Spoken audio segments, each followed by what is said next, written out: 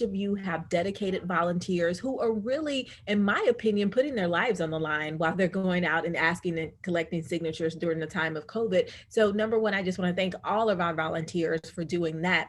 But volunteers are really, they are making the engine run. They're making it work, especially for those candidates who are, non-traditional candidates who are not, a part of, the political establishment, who may have, other responsibilities as they're running for office. So, it certainly is a juggle, and I am appreciative of every volunteer who's helping me get the job done when I may not be there, by their side.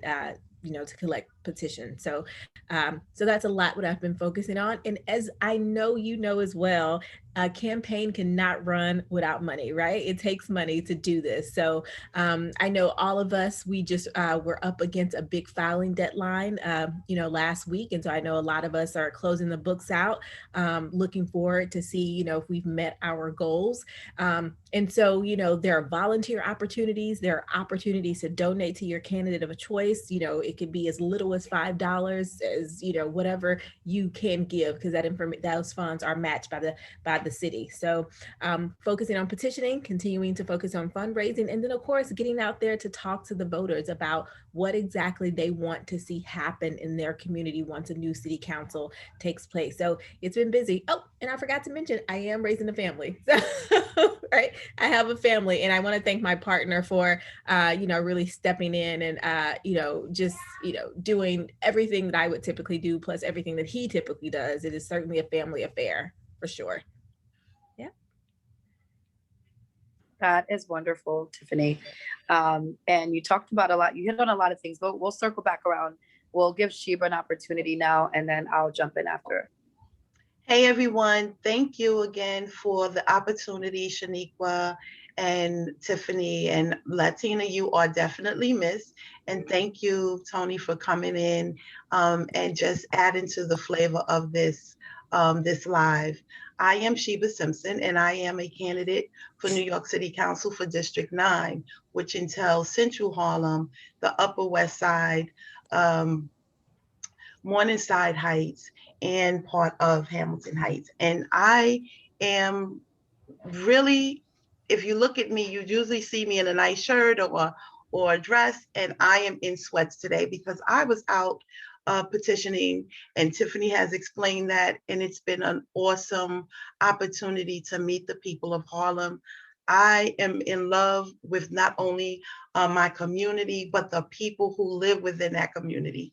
The stories that I have heard at the door, being invited into people's homes to see not only what they've done to improve their living space in spite of what NYCHA has failed to do for its tenants for decades. And I am just impressed by the resiliency and the internal fortitude of the people in my community. I love Harlem more than anyone in any words that I can express. And so it's been hard work because I am in a grassroots campaign, and my volunteers, they're working people just like myself. I'm married to an awesome woman who not only backs me, but fights for me and allows me to be who I am in this space and this time. And I'm so grateful for that. But again, I have always been a really independent woman. So stopping work is not something that I want to do, but I know that it's coming closer to me having to make that decision, and I'm fine with it. But just not right now. And so I am just doing the work, which is being out there amongst my people, planning my next steps once I get on the ballot.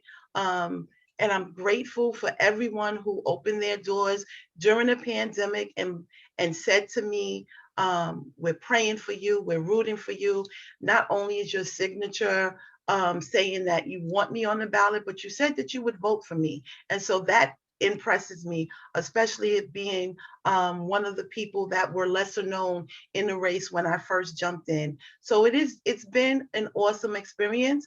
The downside of it is that we have certain candidates that are telling people not to sign other people's petitions, and that only hurts not only myself, but it hurts the other candidates, because there are so many people out here who are running. We have mayoral candidates, we have the comptrollers, we have the district attorneys who are running. So we have to really be honest about why we do this work.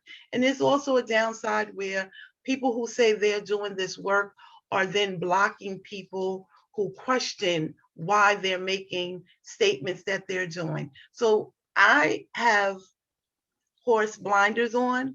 I'm running my race. I'm tunnel vision to the victory that I know, and the course that I have created along with my team. So again, I'm Sheba Simpson, and I am always, always happy to be among women and men who are working for the people and not egos. That was great. Thank you, Sheba.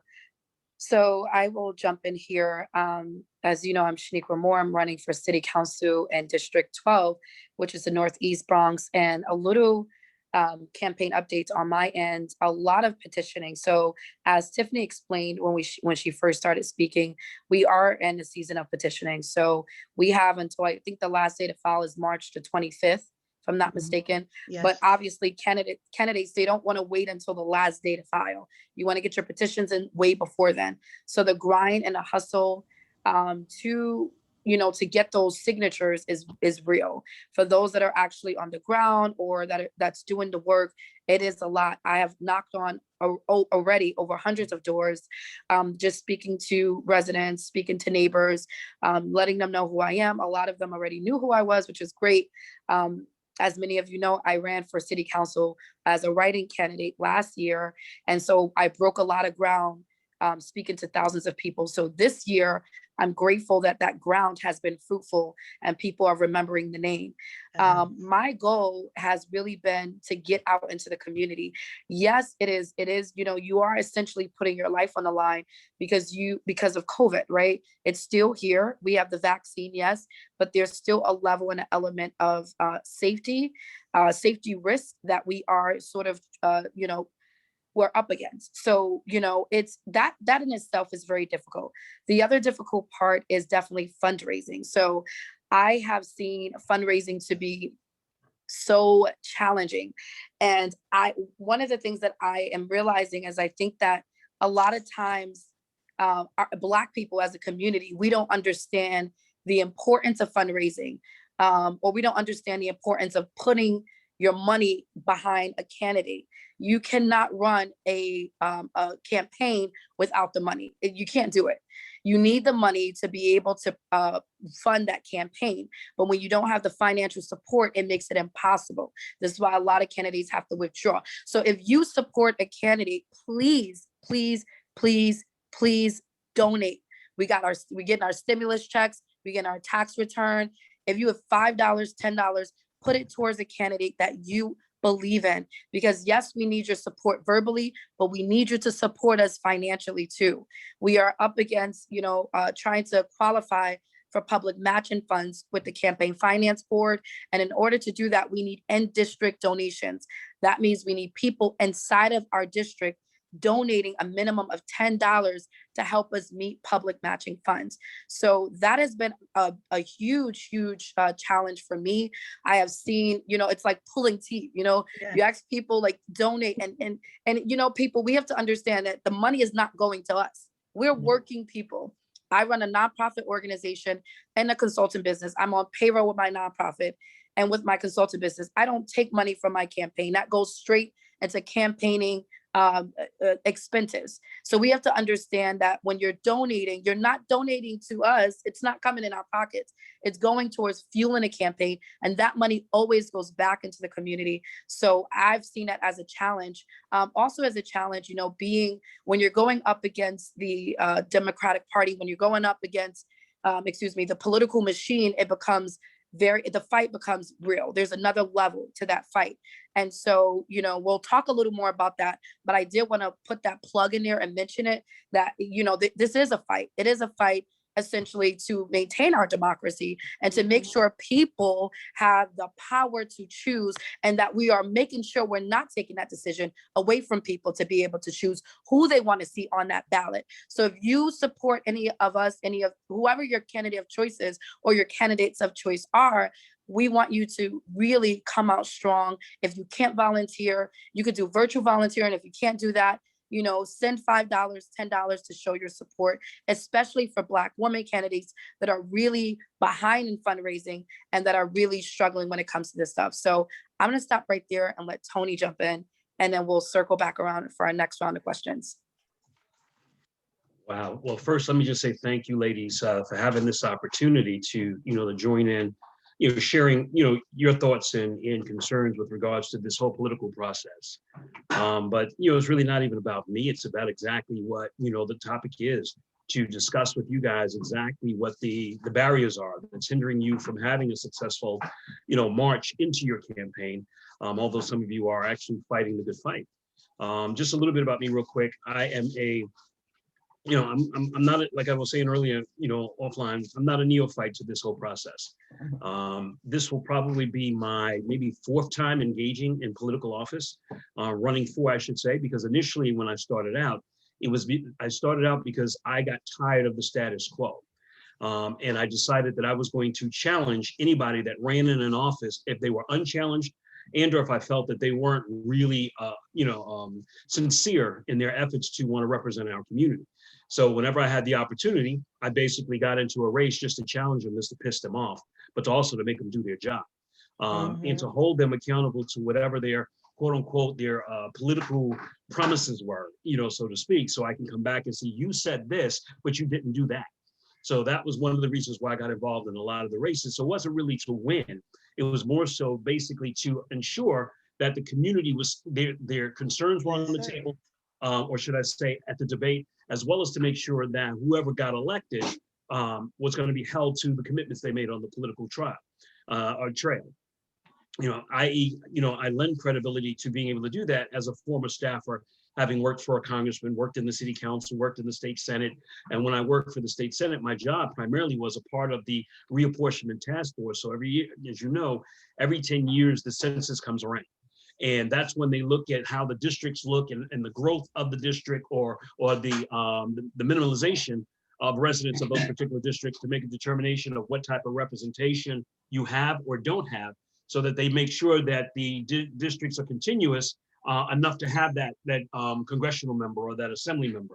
So my job was to go around the state and talk with Black and brown folk to ensure that they knew they needed to get out there and vote, and be able to show that their community is deserving of the proper representation. So I have a clear understanding of what it is to be an elected official. Hence the reason why I'm making this last run to run for public advocate. And the reason why I chose this particular seat is because it's something I already know how to do. It's a seat that I've been, actually doing, or a job I've been doing without the office, without the letterhead, without the title. Now it comes to a point where those resources that are important, they sit in this office and they're not being utilized thoroughly. The office is now being utilized as a springboard, as it has always been, by the occupant who wants to see and move on to greater heights, and forgets that the public advocate's office is that. It is about advocating for the public to make sure that the public is inclusive in the process of having real representation and utilizing our tax base and our tax dollars to do just right, so that we can live here comfortably and with the right and proper resources, making sure the garbage is picked up, making sure we have adequate police concerns, addressing concerns in our education system. But that's not really being done. It's being politicized for an opportunist who basically is just looking to grow. So when you talk about the challenges that you guys are dealing with, I can basically enlighten you on a lot of the stuff that you're going to be facing, and you haven't gotten here yet, trust me. Thank you. Tony, I was like a little afraid after that last statement. No. I'm never afraid. I'm from the boogie down Bronx. No fear here. Real talk from straight understanding, man. No, I respect that. That's very real. Nothing yet. That's what he said. We ain't seen nothing. Like, we haven't seen nothing yet, right? And that's a powerful statement. And I think that definitely brings us to our next round. And when you are the candidate that's not backed by county, it becomes as I mentioned, there's another level of fight. It becomes very dirty. Okay. Mm-hmm. And I think that a lot of times our community and our voters, they don't necessarily understand it. So what I want each of you to do, if you can, in your own words, speak a little bit to that experience of not being the candidate that's backed by county. What does that look like? What does it feel like? What does it look like for you, in your specific race as someone that's not backed by county? What are some things that you have to fight through and go through? Can I open that up for you guys? And I'm sure some of you might even Mhm. have this experience, right? So Sure. you're now in the process of the petitioning. Then what comes after petitioning is what we call ballot bumping, if you're not familiar with that terminology. Ballot bumping is the game that they play to try to knock you off the ballot so that you cannot be heard or seen. And that's kind of like the strategy of the machine. And I speak from that because I actually was an operative in the machine in Brooklyn. And I did that to infiltrate, to better understand the process. So what they will do now is go through all of your petitions to make a determination if, in fact, do you qualify, because they really don't want the challenge. They want to walk in. So you become a threat if, in fact, that you're able to get on the ballot. So they need to stop you in your tracks. That's what we call ballot bumping. I talk about it in the book I wrote, From Bullets to the Ballot, which is on Amazon right now. But I speak directly to all of the stuff that I've gone through, and I mean some of these quote unquote sheroes that a lot of New Yorkers have that are in office right now are very participatory, and that was their job. It was their job to find ways of knocking candidates off the ballot so that they couldn't run. So that disenfranchisement continues today. You have that in the 12th Senate, council district. You have it happening over in the 17th, the district. So you get this serious amount of attention from folks who basically just want the status quo, don't want any progress, but they want to take advantage of an opportunity to get a paycheck, but don't represent the people. So You've got to be very cognizant of how that goes on. And then they force your hand. So by doing that, now they force you to have to spend some of your money that you did raise and you struggled to raise because people are making small donations. You try to get an attorney. That attorney is probably going to cost you in the neighborhood of $5,000 to $15,000 to go in there and challenge the very circumstances that you have, if in fact that somebody challenges your signatures. So that it's just a process I think they need to do away with completely. I think, I don't mind the idea of petitioning, but the strenuous amount that comes on that, because once you don't make that move and you don't get on the ballot, then they find another way, or should I say you're struggling to get on the ballot. They find another way to come at you. Had you raised enough money? Did you raise enough money to get on the debate stage? Did you raise enough money to be taken serious? So then money becomes the factor in all of this stupidity. So you've got to be very alert to what your opponents and who are that of the machine, what they're doing and what they're saying, and monitor yourself accordingly so that you can actually fight back that type of a challenge.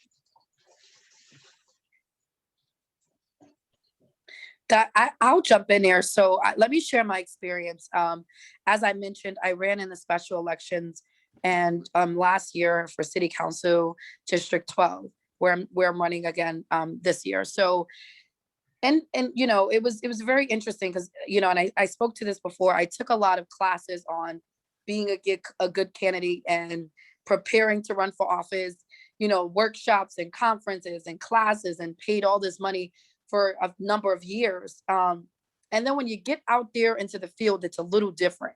There is no preparation like being there yourself. I think I was not fully understanding of the power that county holds. So in my old good faith, I was going out there getting petitions with my team. I mean, we spent hours. I was doing sometimes 12-hour shifts. I got sick 5 times. I had suffered with migraines and all kind of things, just going out there, grinding on the ground to get these signatures just to be kicked off the ballot for something that I was essentially blackmailed. And I'm going to be very vocal because I think that the community deserves to know this. My petitions were challenged by Kevin Riley, who is the current council member in City Council District 12, and by Pamela Johnson, who is also running again for election and for City Council in this election. So these two both objected to my petitions, which were actually, in fact, there were more than enough signatures. I ended up having to spend about $10,000 to get that challenge in Supreme Court by a lawyer. But unfortunately, you know, at the first level, because there's a first round that you go through in Supreme Court, the case was rejected. There was another round that I could have went to, but it would have cost another 10K. And who had that? Nobody, right? Nobody got time for that. $20,000 just to put in for a lawyer. You know, when you're already struggling with fundraising and putting your own money out, it becomes impossible. So I share that to say it was an eye-opening experience for me to understand the power of county. You know, there were calls that were made into the Board of Elections to get me kicked off the ballot. And I was told this. I was told this personally by some connections that I have. And I'm saying this because I know I do have a following base in my district, and I think you deserve to know the truth. Mm-hmm. You deserve to know the truth. So I want to be vocal in this. And so, we really have to not stop trying to take away people's choice. We have to stop trying to take people's choice to choose who they want to see on the ballot. But we have to be very also understanding that this happens, it's real. And Tony, I see your hand up, so I'm gonna let you interject. Yeah, you know what you experienced is the power of the machine, because you got to understand who controls the appointment to those judgeships, the county organization. So when you have that type of a challenge and you don't win on that first level, that means that they've already created a situation where you're not going to win. And I know that too, but by my own experiences, and I give this to you real good. And then that's why I tell you, you don't know what's coming, right? So when I ran, and I'm sure you guys have been in New York long enough. If you remember the race against Councilman James Davis in City Hall, who was killed by one of the opponents. Oh yeah. For the most part, I was in that race. I was the person running against him, and the only person recognized at the time, the idiot that killed him, and what have you. Basically, nobody knew was even in the race. So I'll give you a real quick synopsis. When it came time for us to be able to get to the process of petitioning, James had challenged my signatures before he passed away. That was the process, and I expected it. James was hence killed, and when he was killed, the challenge continued based on his committee to fill vacancy. And some of you might have done that. You have people that will actually, God forbid anything happens to you, you get to select, somebody. You select several people who make a determination and whatnot, who can go on in your stead. So, long story short. When that transpired, I had to now do a hustle to get to the court. I had to subpoena to keep the Board of Elections open so that I can I can find my signatures that they challenged. And I subpoenaed it to be open Saturday and Sunday. Got about 20 volunteers. We went into the into the Board of Elections. They gave us a room. We checked the signatures. We found out that I had more than enough, just like Shanequa said. They told me I was short 70 something. I found 177 that should have been that should have been corrected, right? Or accepted. So now I'm excited because I found my signature. So I'm going to run. And the concern was, first and foremost, if I had ran, because James had passed away and his brother was the one now running in his place. His brother had just imploded. And I'm setting this scenario up for you guys. He had just imploded. He went after the media. And the one thing you don't do is go after the media, because they will come after you. And they did just that. They dug into his past. They found out that he had anger management problems. He tried to blow up his girlfriend's car. He wasn't paying his child support. All that stuff came to light. But it was also a part of the process from the machine setting it up because they wanted him out. They had a plan. But the problem with the plan was, oh God, we still have Tony Herbert in the way, because we know he's not going to be the guy that we can tell do what we want to do. So now we got to get him out of here. So me not thinking, I get all this support. I'm in my office. I get a call. Hey, Tony, we want to come help you out, man. We want to volunteer our services because you're doing a great job. We think you're deserving of the seat. We want to help. I'm a former attorney. I understand how to do the binding of your petitions. For those that don't know, binding of your petitions is actually just putting the paperwork together to make a determination on the number of signatures that you have. You bind it with certain numbers, and it's almost like a book. And then you submit it as that. And that's what affords you the opportunity to go on to get on the ballot or get bumped. But needless to say, when that volunteer and a couple of people came to my office, I was excited. I'm like, wow, I got people who believe in me. We're going to make this happen. Bah, bah, bah, bah, bah. So the day came that, we found my signatures. I bounded it. We took that to the court so that we can be heard, against this challenge. Because, first you get the challenge, then you get the objection. They have to prove the objections, and then you go to court. That was the process. Now I'm good. Me and this guy who came to help, the attorney, I call him the Good Samaritan, We went to the court building. He wanted to specifically go with me to do it, right? Get to the Supreme Court downtown Brooklyn. Boom, file my papers. I put it in the hands of the Supreme Court clerk. Now I'm ready to go. I think that was a Thursday or something like that. And my case was to be heard on that Monday. I get to court on Monday. Next thing you know, this abrupt, arrogant individual jumped up and said, Your Honor, I have an objection to file. And it says, well, what are you objecting to? Mr. Herbert's documentation is not up to par. There's a fatal flaw in his presentation. And you know what the fatal flaw was? The fatal flaw was the top of the paperwork that I submitted to the Supreme Court. Now, mind you, it was the responsibility of the clerk to identify that, to let me know, because you work for the city and you work for the people who pay your bill, your salary. He didn't let me know that the top of the paper was not date stamped to be presented. You follow me? So I could not be heard in court. And by not being able to be heard in court, I couldn't defend myself. And then something just started happening in the courtroom, and the news reporter, the political reporter from Channel 4 was sitting right behind me, and she leaned over and she said, stand up and say something, stand up and say something. They're railroading you. The judge and the executive director of the Democratic Party are giving signals to each other. She was watching all that. And I threw my hands up. I'm like, there's nothing I can do at this point, because now I know that judge was the very judge that they appointed to that seat. And they specifically chose him to cover this because they knew that they had to set it up that I was not going to be heard. So I say to y'all, you have not seen half of the stuff that I was going to curse, that they're going to present to you. Trust me. That is real, Tony. And when you were telling your story, I was thinking back at my story, just being in Supreme Court. I was like, is this the Twilight Zone? I mean, these people, they claim that they sent letters to my house. They never mailed me things, saying that there was a fatal defect on my cover sheet. First, it was the petition's not enough. Then they realized they couldn't get me on that, so they made up something else last minute, refused to let me into the fair hearing, and then try to railroad me at Supreme Court. So this all sounds very familiar, but I don't want to hog up the conversation. I want to bring Tiffany and Sheba in. And Tiffany and Sheba, I know you haven't gotten through this round yet, but I hope it's informational to hear this, not just to you, but to those that are watching and that will be watching us later on, because this is what happens. This is the inside stuff, the inside scoop that happens that people don't want to be honest about and don't want to be forthcoming about. But this is why we're having this talk, to educate you, because you deserve to know what happens from the start that we declare our candidacy till the fight we have to go through when we're not necessarily the county's pick. So I'm going to let Sheba and Tiffany jump in here and give us your thoughts. So I want to thank both of you for giving us your inside experience, but I know for me, I have not experienced this because I am new to this process. However, I'm not new to being blackballed. I'm not new to being the center of chatter of people who don't like people who stand up and speak truth to power, who advocate for the underdog, because I've always been the underdog. So I know what I'm against. I know that I'm going to be challenged, but I also know that there are people out there.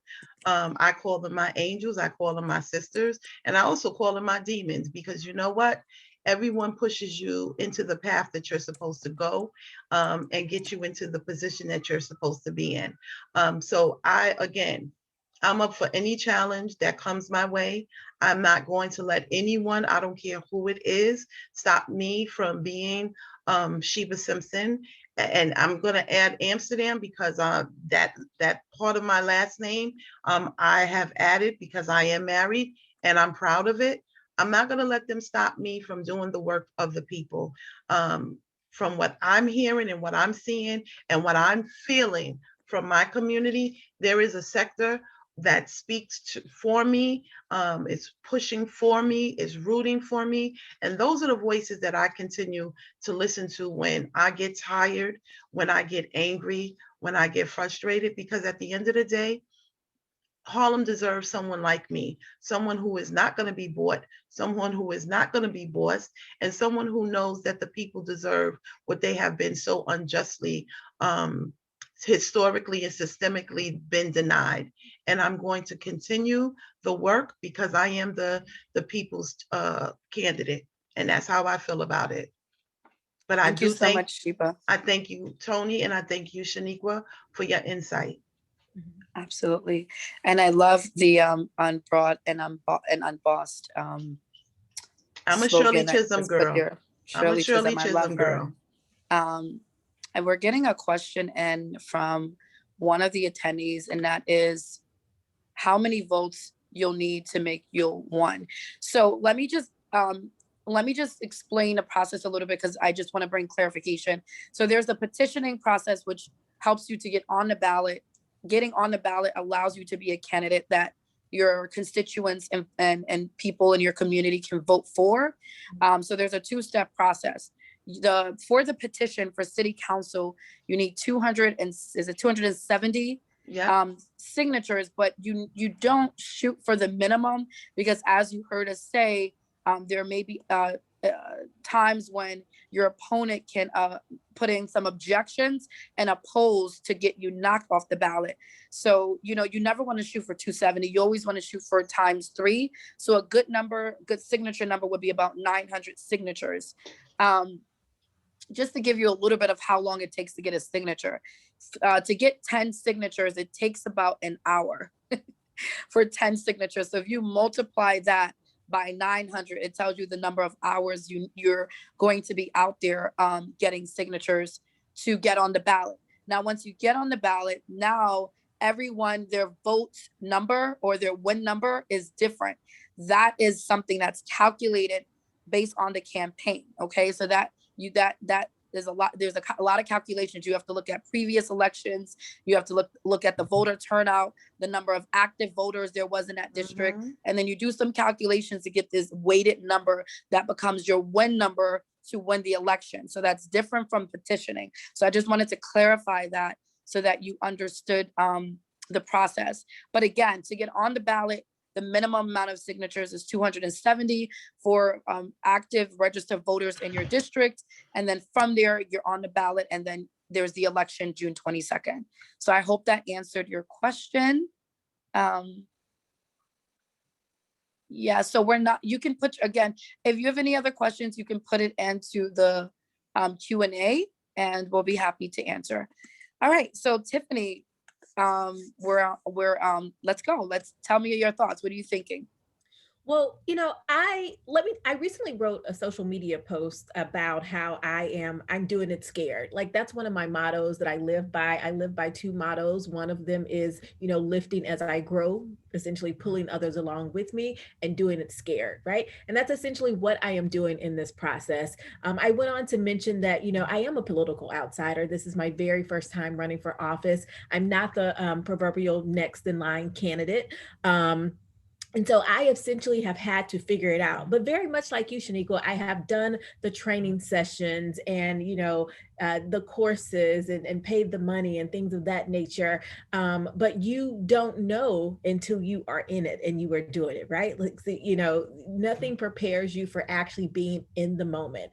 And there have been so many calls for, Black women to step up and take the lead and run for office, right? We've heard time and time again, especially after the 2020 elections, that, Black people, in particular, Black women, helped save our country, right? We helped rally those voters to get out there in Georgia and vote for our, 2 U.S. senators. We are the ones that are encouraging people to go to the polls and do their civic duty. And so I essentially took up that call, that challenge as a Black woman to run for office, to lead and represent my community. So that is what I'm doing. But oftentimes, as I mentioned, I will say it again, I'm not afraid to say it. I do it scared because there are so many things that I don't know until I am in the moment and I am doing it. Now, I'm very thankful that there have been resources and, people that I can reach out to, such as this, dynamic group of women here. Whereas, if there's a question that I just don't have the answer to, I can drop a note in WhatsApp, right? And then I can get a response back. So, you do have to be prepared if you are going to be a candidate that's going to run for office and you are a political outsider. You just have to be prepared that there will be roadblocks, there will be challenges that you'll have to face and that you'll have to overcome. And so I encourage everyone to to do it scared. I remember, speaking to my partner recently, and, he's my husband essentially told me, like, nobody believes in your dreams more than you believe in your dreams, right? So if there is some type of concern that you have about your campaign, you address that, you figure it out, you conquer it, and you do it, right? Because it's your campaign, it is your dream, it is your passion to want to represent the community, so you have to figure it out. So if anyone happens to look at this video later on, if you're looking at it live, or if you check out my social media, or you sit in on a candidate forum that I am participating in, just know that it has taken strength, it has taken courage to be there, but I know that it is essential and it is vital that I am at the table. So I'm just making it happen, and let the outcome be the outcome, but I am doing it. So That's right. I love that. That's I right. absolutely love that. I think that's a great interlude, Tony. You were, because Tiffany, she touched on a lot of great points, especially as it relates to the Black women of the country who have been really the ones that have been getting behind and supporting these these candidates, especially Joe Biden and Kamala Harris, and getting them elected. Can you speak more to, in your experience, what some of the barriers are when it comes to Black women candidates? And then I think you had mentioned something with the Democratic Party not necessarily supporting Black women candidates. So I was hoping that you can bring that perspective into this conversation. Well, I think when we were talking, the comment I had made was that here in New York, for whatever reason, particularly in the Bronx that I do know of, there are some serious hindrances with regards to allowing Black women to run. So the mantra for the Democratic Party is that Black women are our base. Black women are the ones that's moving the party, only to find out that Black women are not getting that respect in certain particular council districts. So which means to me, the Democratic machine hasn't gotten the memo that they're supposed to say, oh, we're supposed to be, appreciative of the fact that Black women are the base that's been moving the party. But yet you're not showing them that respect. And that's a serious concern.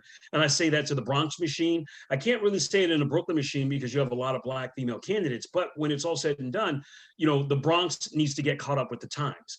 And that's the issue, whereas, you have qualified people to run, but yet you're hindering them and you're pushing a different agenda. Also, you're creating an atmosphere of a racial divide because you're pitting Black women against Hispanics.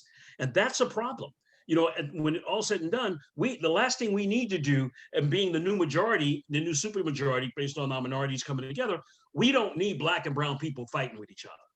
And unfortunately, you have leadership that's kind of pushing that agenda, and that's the wrong message to be sending. And that has to be corrected to some degree. But somebody has to have backbone to say it.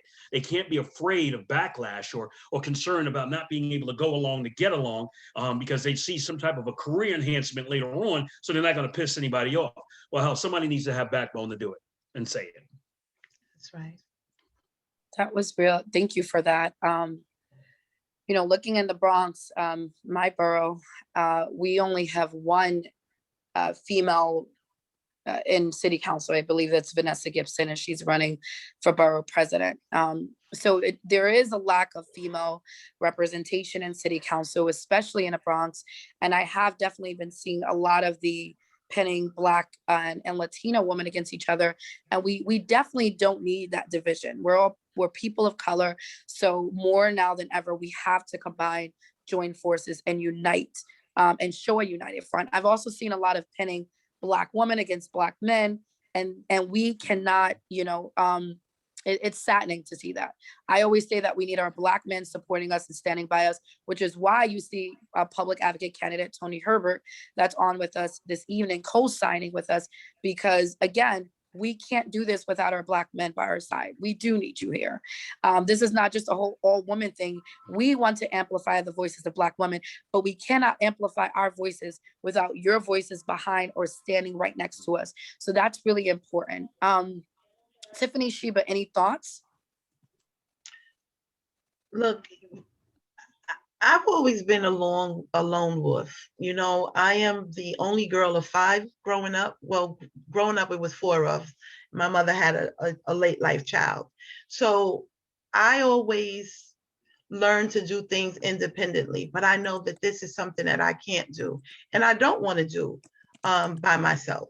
And so I'm grateful for the people who have reached out with a word of support, with a donation, with advice. I appreciate everyone who took me under their wings when they didn't have to. But I also know that it is difficult being a Black woman candidate. No matter what you do, it seems like it's not enough. You have to continue to prove yourself. Even with all these degrees back here, your intelligence is questioned. Your tenacity is questioned. Your resiliency is questioned. Your why is questioned. And again, I am grateful that I know who I am as an individual. I know that I have created a blueprint of my life, that anyone who wants to be self-determined can follow, because at the end of the day, if you don't know who you are for yourself, you can't lead anyone anywhere. And I am a person that also knows that there is the person standing next to me, be it a woman or a man, is an expert at something I am not, and I'm always willing to learn. However, it's not always been reciprocal. People don't always want to teach you when they know that they have the knowledge to help you along the way.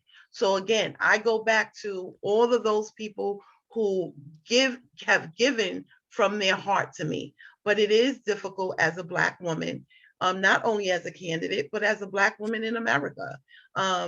It is very difficult.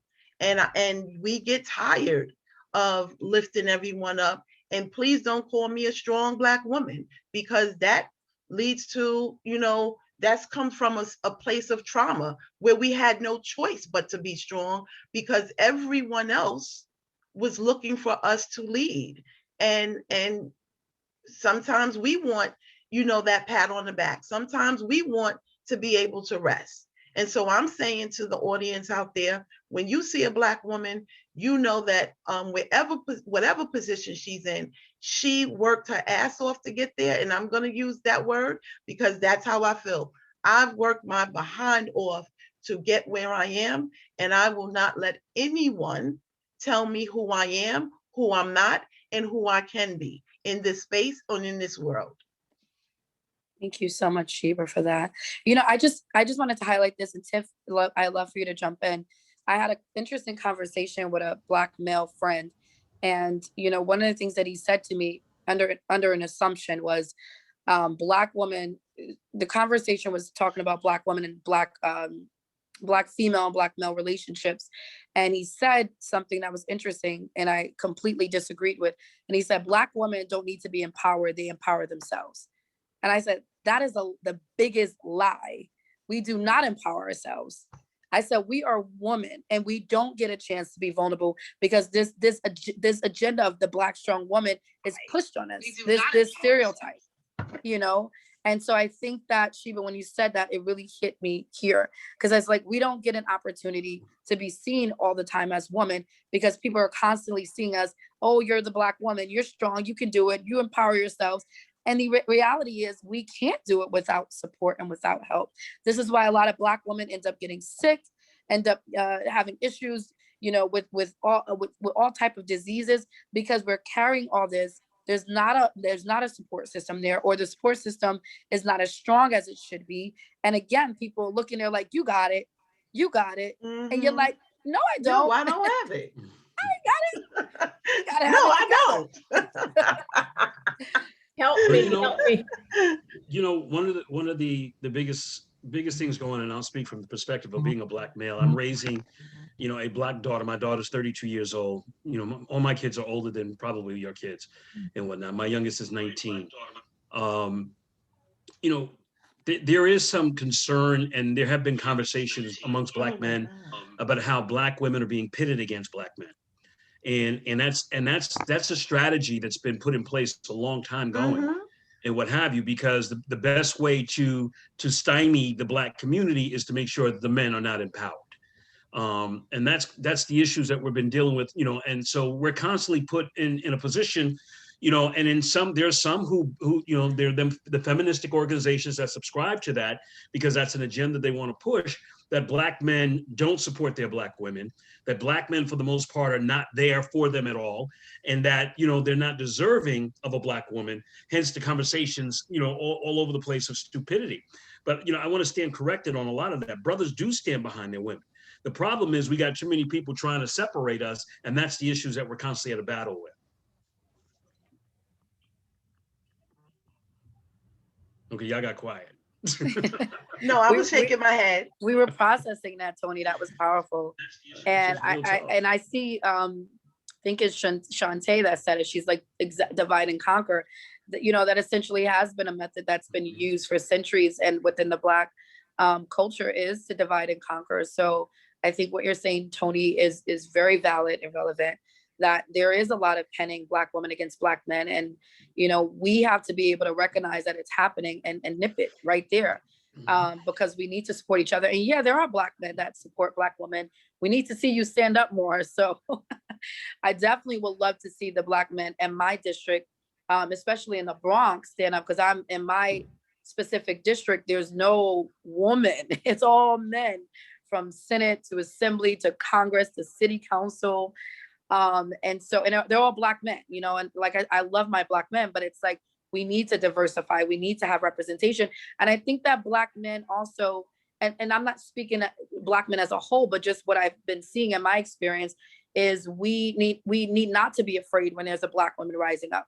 You know, the Black man needs to be standing there by her side, or at least trying to push her to the forefront, especially because all these Black men that are in office or that are out there in the forefront, there's a Black woman behind every Black man. I can promise you that.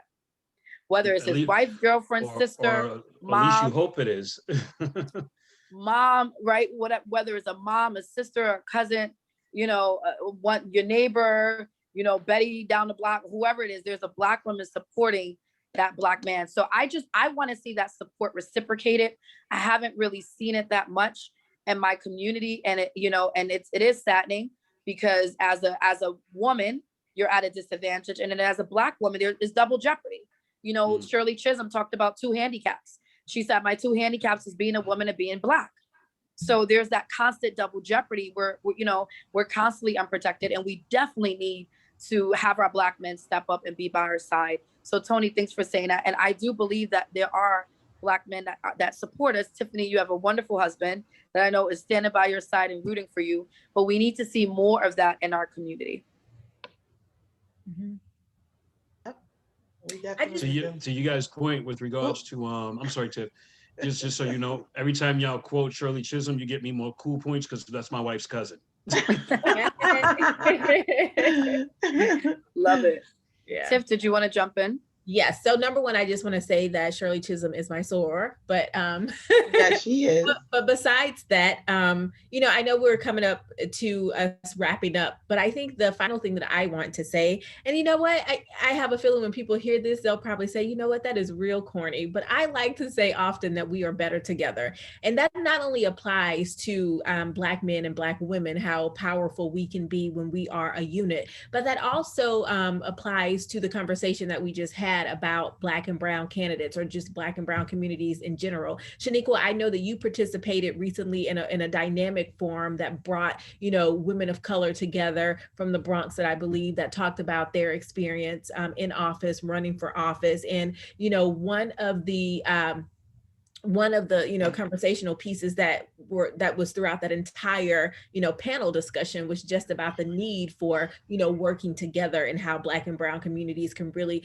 both move our communities forward if we're working together. So, you know, that's the last. I'll end on that note just by saying that, you know, when we work together collectively is when you will see movement, when you will see change for everyone. I like to remind people all the time that there is enough to go around for everybody. It is just how we divvy that up. So let's not, live in a scarcity mindset. Well, if a Black woman is uplifted, that means Black men will not, or if a Black woman is uplifted, that means a brown woman is not. So, let's not live by that mindset. There is enough to go around for each and every one of us.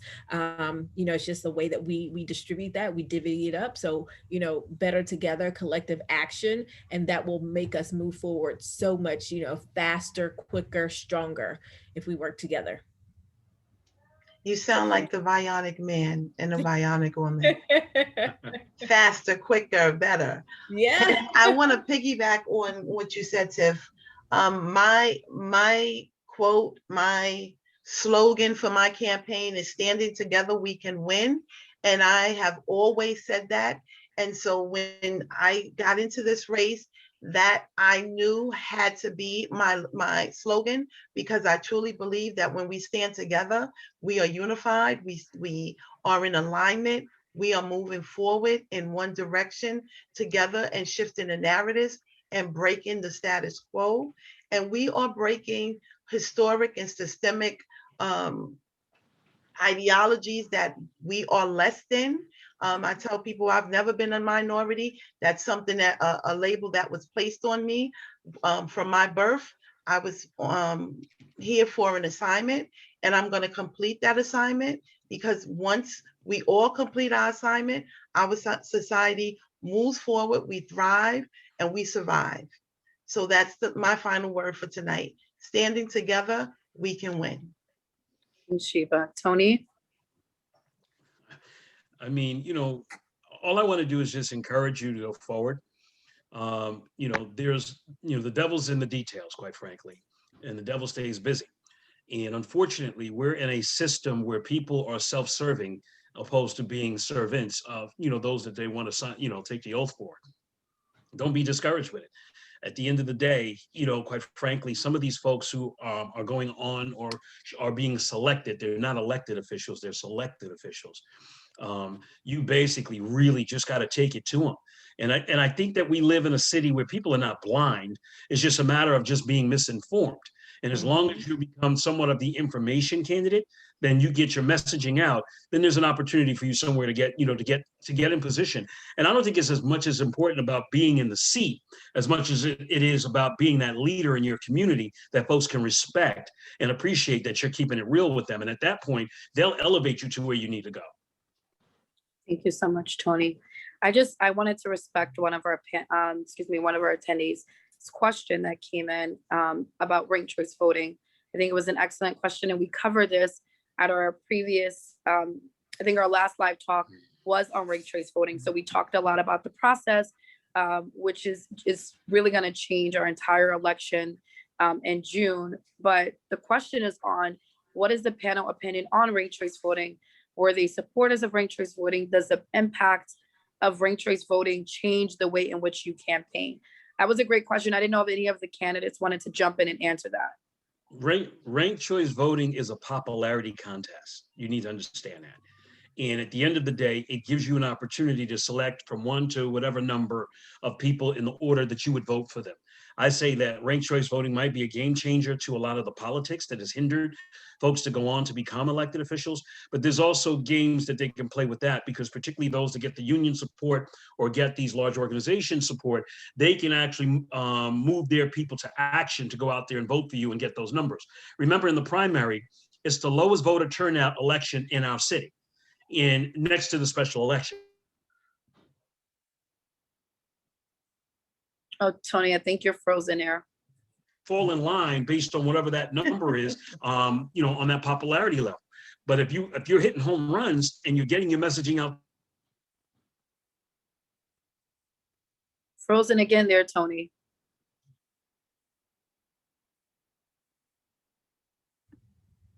Looks like Tony may have jumped off. Or fell off. Well, I think what he was saying a number of points, but I think one of the things that I pulled from it is the importance of voting in the primary election, right? Because we are New York City, and oftentimes the decision is made during the primary election, right? So if you are waiting until November, because that's typically when you go out to vote for whomever, you are essentially just, checking the candidate that's already been chosen by the voters who participated in the primary election. So, you know, Tony was pointing out the importance of that. So the more people that we can get out to vote during the primary election, it of course is, you know, sooner this year. It's in June versus later in the year. So there has to be much more education that goes on about not only the date, you know, as I was petitioning, that was one of the big questions, you know, when is the date, when the election, but also just talk about the importance of voting during the primary election. Thank you so much, Tiffany. And to that, I wanted to just jump in here as we are coming. Oh, Tony, there you are. Did you want to finish off what you were saying before you fell off? No, I'm just going to co-sign what Tiff just said. That's exactly what, you know, where I was going. So yeah, definitely. There's definitely a need for more civic engagement. I was sort of looking at the numbers in my district over the last decade, and civic engagement has been cut in half for this type of election. And you know, we definitely need to step up our efforts and trying to engage the community as much as possible, letting them know that their voice and their vote actually counts. To your question about ranked choice voting, it does encourage candidates to work together. And you know, not in my district. Well, it's supposed to. And there's also some evidence or some stats from other states that it is helpful in getting Black women elected. So we're hoping that this is a game changer for us Black women. And we're hoping to see a lot more representation of Black women in City Hall in 2021. So I hope that answered your question, but I think we all went and sort of summed up our talk tonight. But we, you know, just to sum up this evening, I want to say, again, Black women, we are essential. We do matter. It is still Women's History Month. So if you haven't yet supported a Black woman, please do so. We need your support. We need your help. I'm going to keep saying this.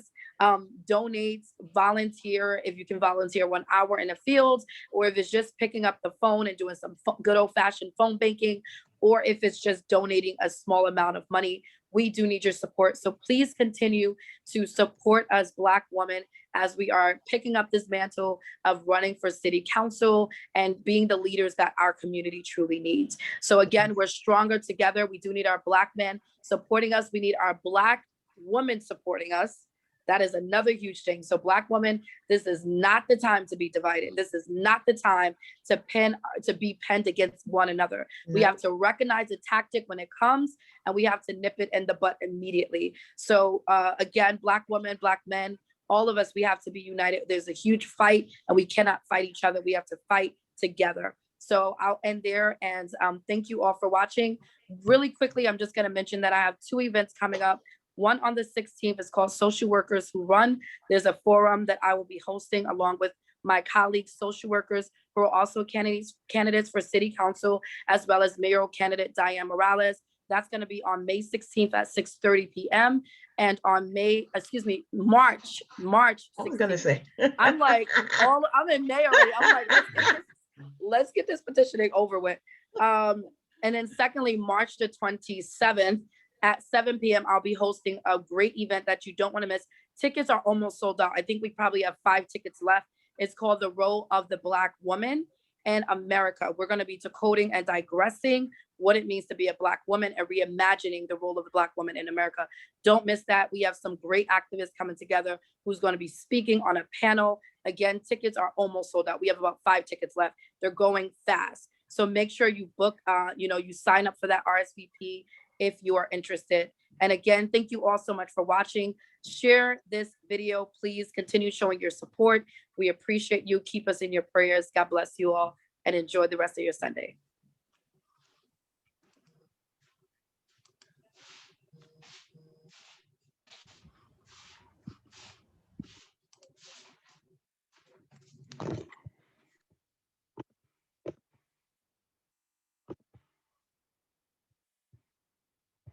All right, thank you everybody for being here. Have a great night. Thank you so much.